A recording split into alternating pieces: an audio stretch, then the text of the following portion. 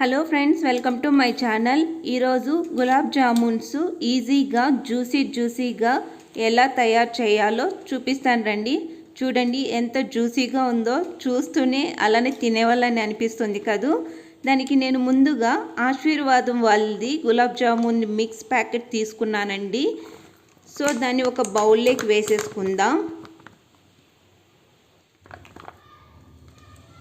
బౌల్లోకి తీసుకున్న తర్వాత దీన్ని ఉండలంతా లేకుండా బాగా పొడిగా చేసుకునేలాగా కాసేపు దీన్ని కలబెట్టేసుకుందాం. తర్వాత దీనికి కొద్దిగా వాటర్ వేసుకునేసి స్మూతీగా దీన్నే మిక్స్ చేసుకుందామండి. ఎక్కువ గట్టిగా ఉండకూడదు, అట్లనే లూజ్గా కూడా ఉండకూడదు. బాల్స్ చేసుకునేకి తగినట్టుగా మిక్స్ చేసుకోవాలి. ఇదిగోండి నేను మిక్స్ చేసుకుంటున్నాను. ఎలా చేస్తున్నానో చూడండి. ఇదిగోండి రెడీ అయిపోయింది.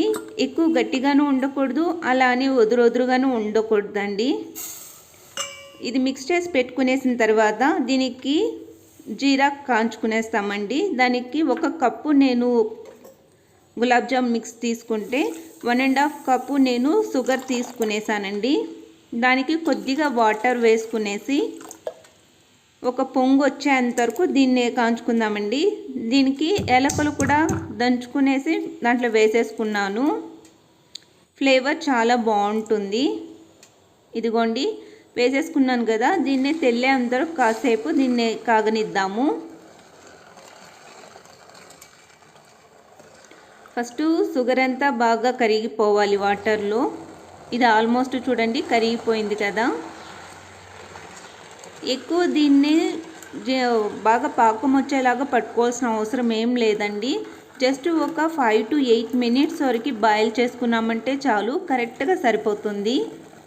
ఇదిగోండి తెల్లుతుంది కదా, సరిపోయింది. దీన్ని స్టవ్ ఆఫ్ చేసి పెట్టేశాను. తర్వాత ఏదైతే మిక్స్ చేసుకున్నామో దానికి కొద్దిగా నెయ్యి అయినా కానీ లేదంటే ఆయిల్ కూడా తీసుకోవచ్చు, ఆప్షనల్ అండి.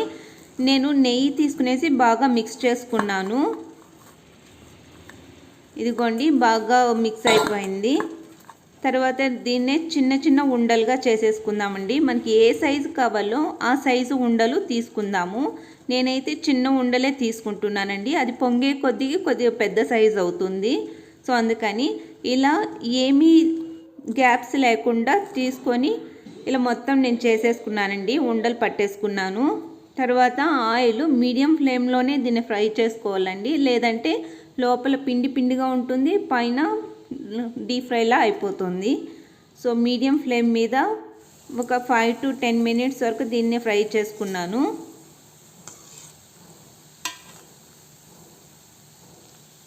నిదానంగా ఇలా కలబెట్టుకుంటూ చేసామంటే అన్ని వైపులా బాగా ఫ్రై అవుతుంది. అందువల్ల నిదానంగా ఫ్లేమ్ తిప్పుకుంటూ నేను ఫ్రై చేసుకుంటున్నానండి.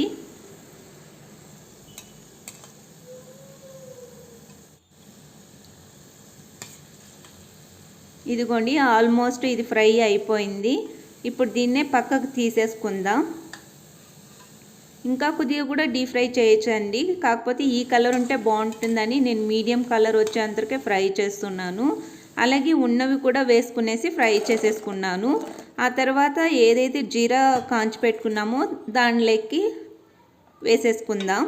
ఇది వేసుకున్న తర్వాత ఒక 1/2 hour పాటు అలానే ఉంచేసామంటే అంత జీరాలో నానిపోతుందండి. నేను ఒక 1/2 hour ఉంచాను. ఇదిగోండి ఆల్మోస్ట్ ఇది నానిపోయింది. నేను సర్వ్ చేయడానికి బౌల్స్లోకి తీసేసుకుంటున్నాను. ఇదిగోండి ఎంతో టేస్టీ అయిన జ్యూసీగా ఉండే గులాబ్ జామున్స్ రెడీ అయిపోయింది. ఈ వీడియో కానీ మీకు నచ్చినట్లయితే ఒక లైక్ చేసి సబ్స్క్రైబ్ చేసుకోండి. Thanks for watching.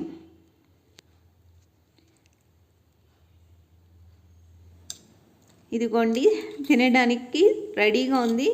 చాలా బాగా వచ్చింది. ఒక 1/2 hour అండి. ఎంత బాగా నానిపోయిందో చూడండి. చాలా జ్యూసీగా ఉంది. మా ఇంట్లో అందరికీ నచ్చేసింది. మీరు కూడా ట్రై చేసి మీకు ఎలా కుదిరిందో కామెంట్ బాక్స్లో కామెంట్ చేయండి.